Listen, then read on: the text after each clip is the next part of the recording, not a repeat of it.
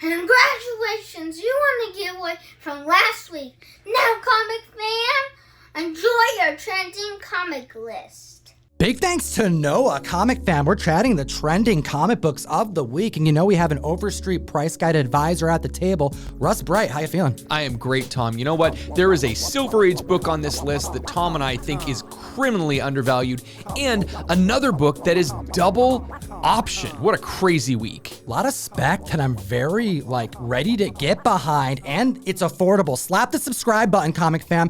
Hit that like button. You know we have a giveaway at the end of the video. And at the list at number 10, James Tynion IV. Are you freaking kidding me? This is the writer of our generation, and he's blowing my mind with every title he starts. You might think that the fourth means that his great-grandfather, his grandfather, and his father were all named James. No, it means that he has 4 times the writing power of any other comic book writer out there. But seriously, Nice House on the Lake #1 variant. This is the 1 in 25 Werther Delaria variant.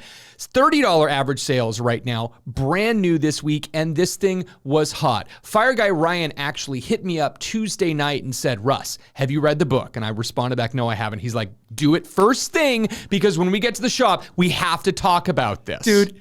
Fire Guy Ryan did the same thing to me. I didn't know he texted you. Yeah. He hits me up and he's like, yo, dude, I'm only halfway through the comic and I had to stop to tell you need to read this. So we're going to chat about the book and what's going on this week's podcast. So make sure to subscribe to the channel and anticipate that. But we have some other variants that the Comic Fam needs to be keeping an eye out for. Cover B, after you read this comic, you're going to respect it so much and appreciate that you can still get it for $5 average sales. I'm like, I need this book. There's also a John Gallagher variant. It's gorgeous, going for $30. Keep in mind, there is also a great store exclusive by John Zhang for this book, and you'll remember him because he did this really creepy Joker variant for Deceased a few months ago. Dude, that thing is sick, dude. It's like Joker's like, but that book's going for $15 averages as well, and I have high hopes for this comic book. I have high hopes that everything James Tynion does, especially considering that Memetic is one of my all-time favorite comics ever. Let's take a look at number 9 on the list. We have some Jane Foster goodness with what? Thor #2? Undervalued, underappreciated, the first full appearance of Jane Foster as Thor. Now, she has appeared prior to this, but they are a bunch of cameos, and they go for way more money than what this issue 2 does. $25 average sales and $135 for a CGC 9.8, 700% increase in copies sold this week. Is it because #1 doesn't have as much in there? Is it because #2 is less expensive? I'm not quite certain, but people are really getting behind Jane Foster with the new movie coming out. Well, Tales from the Flip Side showcase this book on one of their spec lists. It's a great channel on YouTube, and they also provide valuable insight to key collector comics. And members, I think, were surprised that this book was so much cheaper than the other cameo appearances. Like, consider this. You just reported on a $135 average 9.8 sale of this cover A. Well, we have the Assad Ribic variant, 1 in 25 variant of this issue, hitting $155. Wow, that's cheap. $20 more for a 1 in 25 variant. Both of which that are under $200, definitely worth considering. Then take a look at the second print. This has the blue banner, and then there's also the third print with the green banner. Key Collector Comics is reporting sales that are averaging between like 15 for the second print and 40 for the third print. And in a matter of a week, we're seeing sales hitting 40 for the second print and 60 for the third print. People are specking on this character for good reason, and I think they undervalued her full appearance in comic books. Another book that's completely and totally undervalued, #8 on the list, Amazing Spider-Man #41. First appearance of the Rhino from the Silver Age. I love this book. I love this cover. I love this character. And the fact that we're hearing that there's going to be a Sinister Six appearance, he may very well be one of that team. Get this. This was actually one of the very first Silver Age, Marvel major villain keys that I purchased in my early 20s when I was really getting deep into collecting, and I was trying to do it in a more affordable way. Yeah. Under $30 for a 12 center. for a character that's been in multiple animation adaptations, for a character that's hit the screen before, and that I still think has room to grow considering what blue chip books are doing. We'll report on a 9.2 right now, hitting $3,000. Now that is one of the higher end copies right now. Sure. But consider this, an 8.0 can be secured for around $1,000. Can you even think of any other villain to that stature that is appearing on a cover for one of the most respected collectible comic book runs in existence, Amazing Spider-Man, for an 8.0? And if you consider that 39 and 40 are like John Romita Sr. keys, and number 50 is the first Kingpin key, this is from the era of really expensive Amazing Spider-Man keys, and this book is really overlooked. We've heard so many rumors about Spider-Man No Way Home, whether it be the multiple villain spec, the Spider-Man spec, Andrew Garfield, Tobey Maguire possibly getting in the mix, even though Andrew said that he didn't even receive a call. We'll see. But we have a villain cast that is prime for being reutilized. Rhino's on that list, but we're all crossing our fingers for the Sinister Six finally showing up on the screen, because we've seen Doc Ock, we've seen Electro, the Lizard. Heck, will we see Green Goblin? Will we see the Sandman again? By the way, all of these characters are being spec'd upon right now more than ever. Rhino looks like a great bet. I am super excited and really hope I get to see Vulture again because, Michael Keaton was so good, and as a Bat fan, big fan. But 180% increase in copies sold this week is a lot for a Silver Age book. At the list at number 7, we have a Golden Age character that was retconned, reintroduced during the Earth 2 narrative during the New 52. We have Earth 2 number 1, the reintroduction of Alan Scott, the introduction of a character that debuted in All-American Comics issue number 16. The first Green Lantern, also known to be the Sentinel in the pages of the New 52, reimagined with a different sexual preference and a origin story that is heartbreaking. So in October 2020, we had news that Alan Scott was going to be in the new Green Lantern show for HBO Max. Well, this week, we find out that there was casting information that Jeremy Irvine is going to be playing this character. This has driven the book to a 360% increase in copies sold, with a $6 average sale and a $20 high sale. In issue number 1, we're introduced to Alan Scott, this reimagining of the character. But it's in issue number 2 that we see the retcon begin to take place. His origin story is being changed. We meet his life partner. We meet the person that he wants to propose to by the end of the issue. And then tragedy strikes, an explosion, death occurs.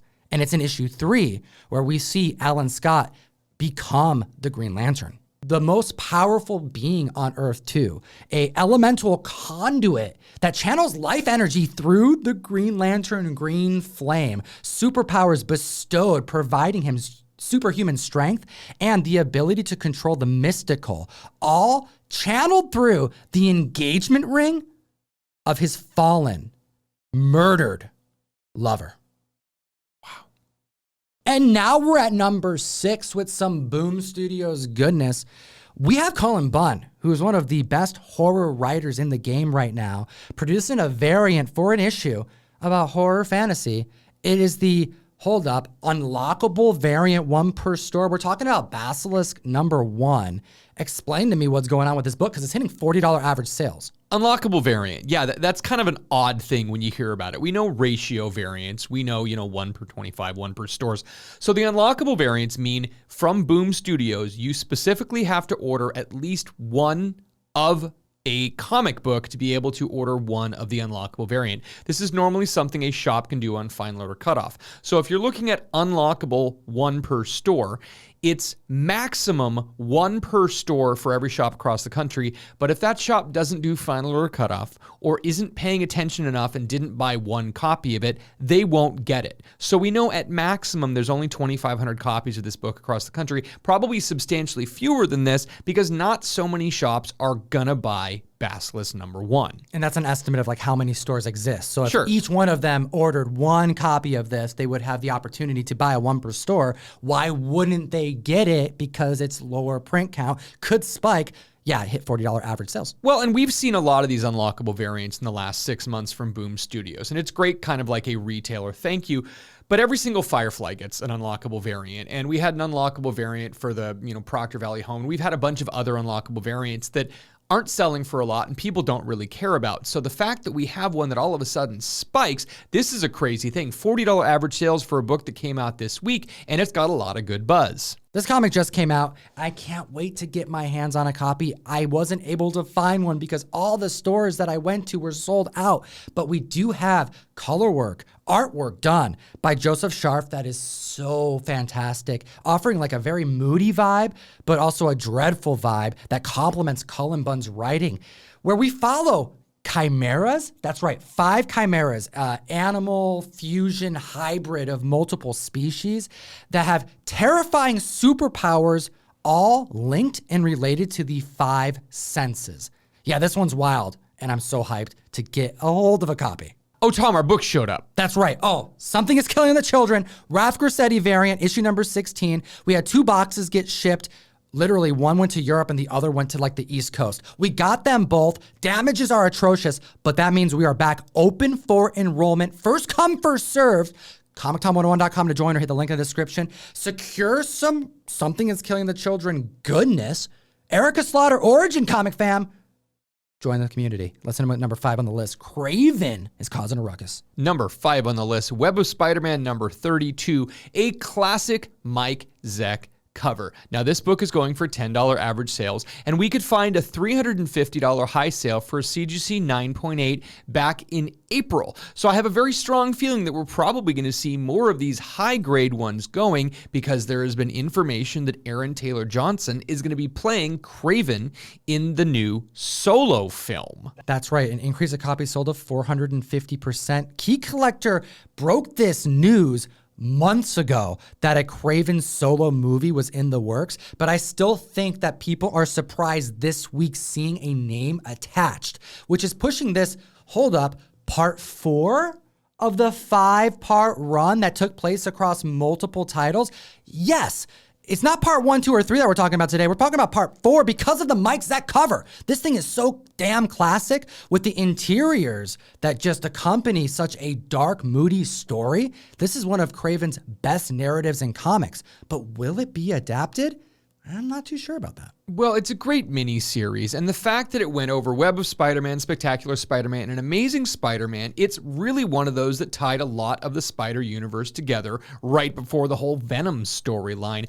But honestly, Kraven in a solo movie seems like a heck of a stretch. The fact that we're already talking about cramming 6 different characters into, the new Spider-Man movie, why would Kraven get his own solo movie? Unless he's gonna get some type of like anti-hero treatment similar to Venom. And he's definitely no Venom character, but I digress because at number 4, we have Amazing Spider-Man 294, the 5th part to Kraven's Last Hunt. One of the darkest Spider-Man comics I think I've ever read. So yeah, some foreshadowing. This is part 5 of Kraven's Last Hunt and the death of Kraven the Hunter by self-inflicted gunshot wound. $40 average sales, and again, $329.99 back in mid-April. The high grades of these books are not being sold right now, but 185% increase in copies sold since last week. If you haven't read this mini-series, get on it. It is amazing. Kraven's Last Hunt is really just a great one from the 1980s. Well, clearly Butch heard Kraven the Hunter talk, so my orange gato had to get in the video. But this comic is up 185% in copies sold with a height also based back in mid-April of $330 for a 9.8. I suspect that this is going to go higher, and it's going to also see a slight inflation for that newsstand copy that's a little harder to secure at that height of grade. Number 3 on the list, we have another book from the Millarverse. We keep talking about more and more of these books. This Super Crooks number 1, coming in at number 3 this week, has been going for $20 average sales with a high CGC sale of $220 for a 9.8. Now, I'm a little shocked that we hadn't talked about this because a few months ago, we knew that there was an anime coming and we knew that there was a release date in later September. Well, we found out this week that there is now a live action, which means it's double optioned. That's right. How strange, because this announcement of a live action adaptation in addition to the animation film that's going to hit Netflix or series, whichever one it is.